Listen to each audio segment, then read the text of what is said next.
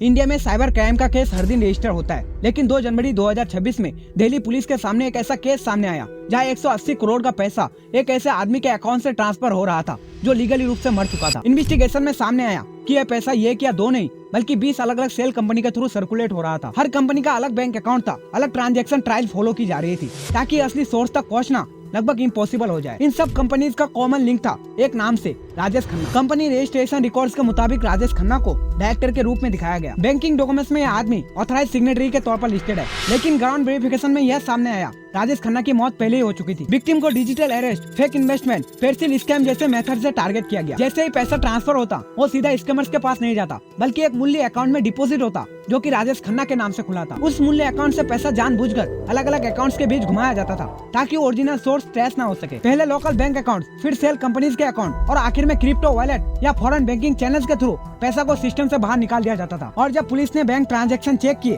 तो पता चला कि अलग अलग फ्रॉड केस का पैसा एक ही बैंक अकाउंट में जा रहा था। इसी एक अकाउंट से 176 साइबर क्राइम कंप्लेंट्स लिंक थे। यही से ऑपरेशन साइयोग फुल स्केल इन्वेस्टिगेशन बन गया। सवाल सिर्फ क्रिमिनल्स का नहीं था, सवाल सिस्टम का था। कैसे बिना फिजिकल वेरिफिकेशन इतने सारे अकाउंट्स ओपन हो गए, कैसे सेल कंपनी सिर्फ पेपर पर एग्जिट करती रही और कैसे एक dead identity active bank system का हिस्सा बनी। Keep your mind.